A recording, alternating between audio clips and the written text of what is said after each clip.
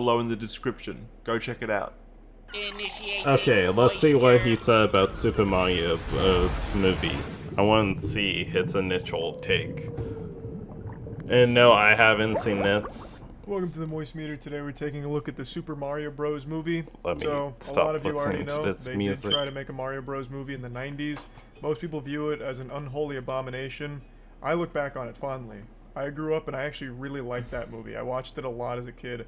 I could recognize it had nothing to do with the games, but I couldn't help myself from just getting excited watching it for like the 20th time.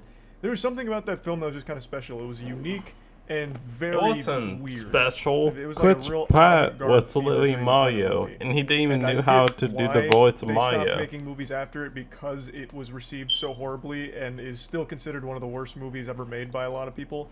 But I just wanted to get that out of the way right now that I still have a very soft spot for that film. But anyway, I'm glad they're trying again because, as a lot of people have mentioned, this opens up the door for Nintendo making other... You do realize Chris Pratt, he literally voiced Mario, and his job was to sound like Mario, and he failed at it. He was like, "Yahoo! I'm Mario. Welcome to my kingdom, I guess."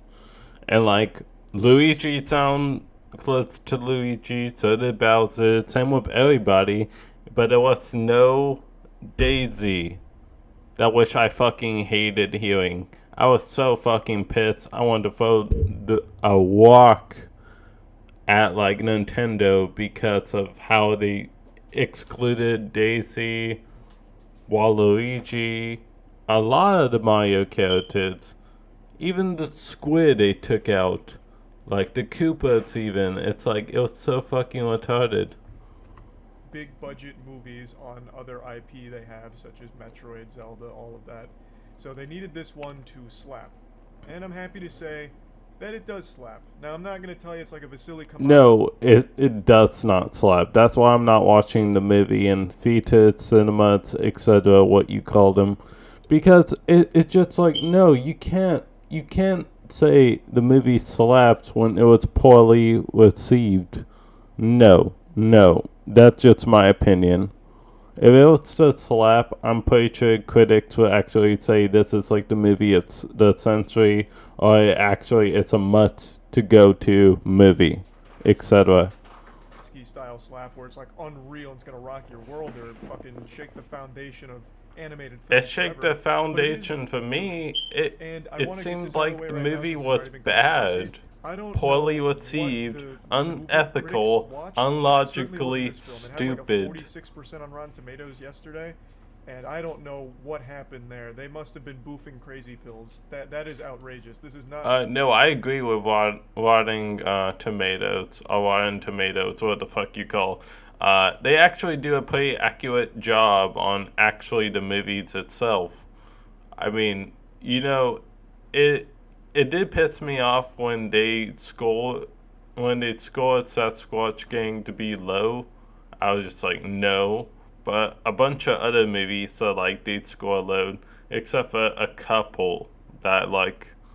By any means a bad movie. I wouldn't even consider it a mediocre movie. I would say it is good. No. Mediocre, maybe. Good, not so much.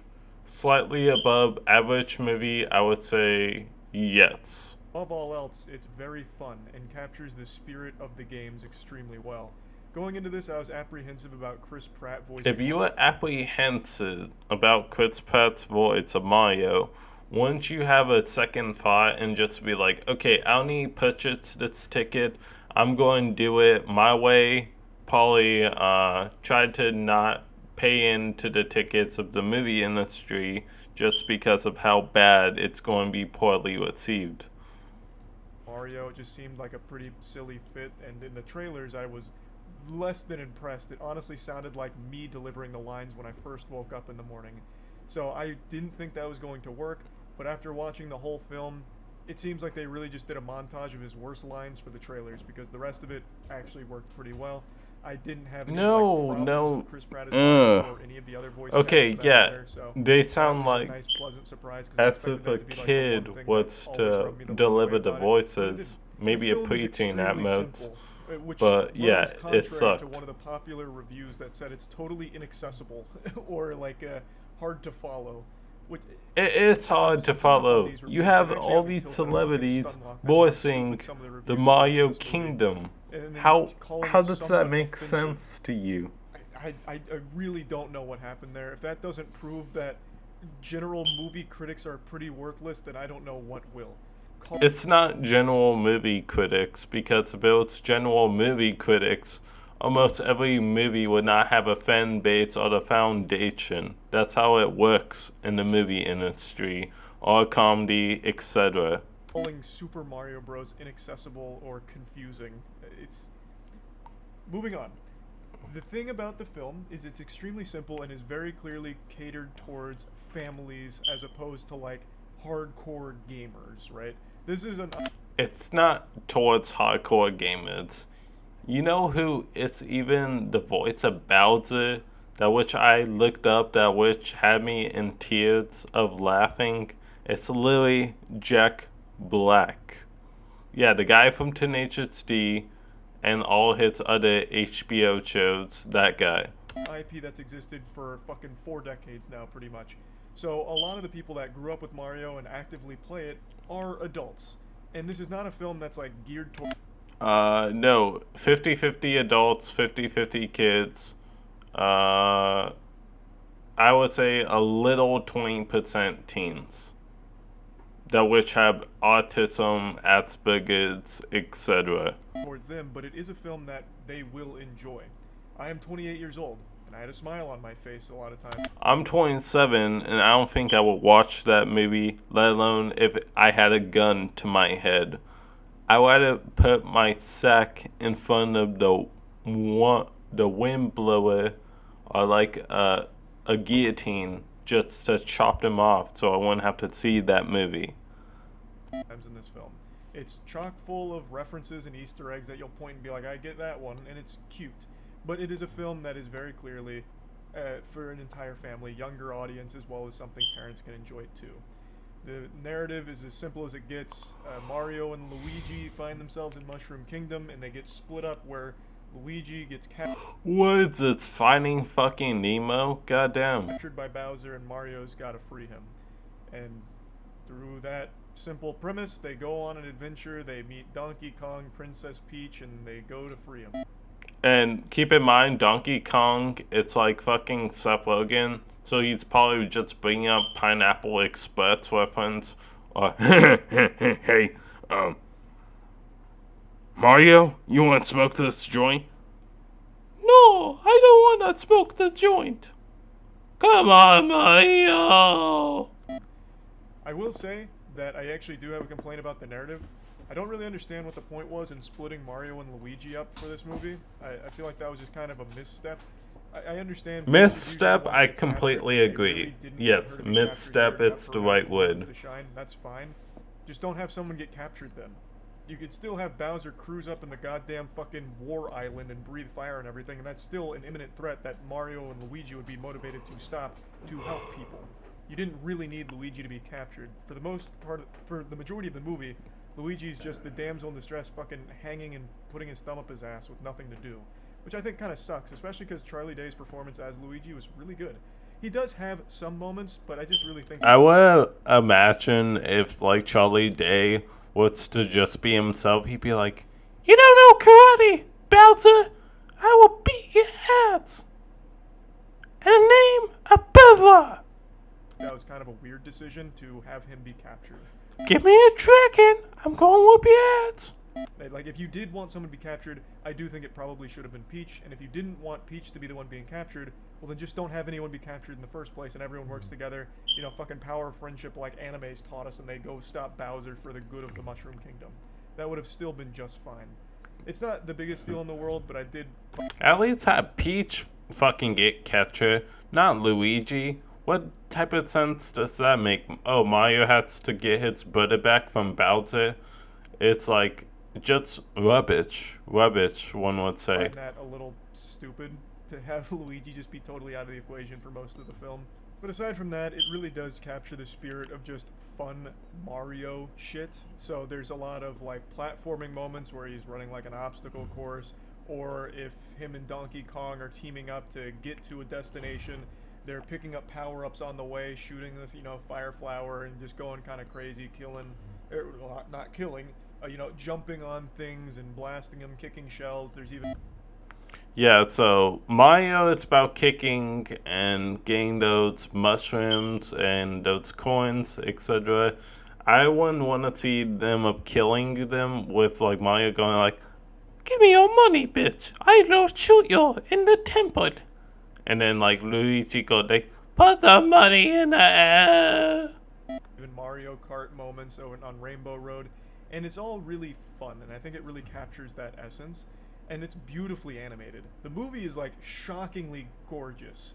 They did not cut any costs on the quality of the animation here. That really I impressed agree, me as they well. did not cost Everything in the the film quality looks of animation, amazing. Now, the but next thing I'm gonna it compliment doesn't might actually be excuse something of that how some bad view it as a was. problem, but I actually appreciated the pacing in that they didn't bother spending a whole lot of time fleshing out characters. The characters are super simple. Like, they don't really get much depth.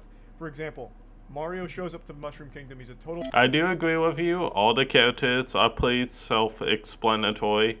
Every character that was just in the Mushroom Kingdom that you could imagine, but still a Wink movie, I would say. fucking stranger. He's being hunted by toads. Like, he's immediately like this problem that they're trying to, fucking kill and burn at the stake. The demon has entered the battlefield. But then he happens to run into Peach at the castle, and she's like, "Oh, human like me. All right, great. You can join me in my cause here." Like, That's pretty much what Mario is, of all things.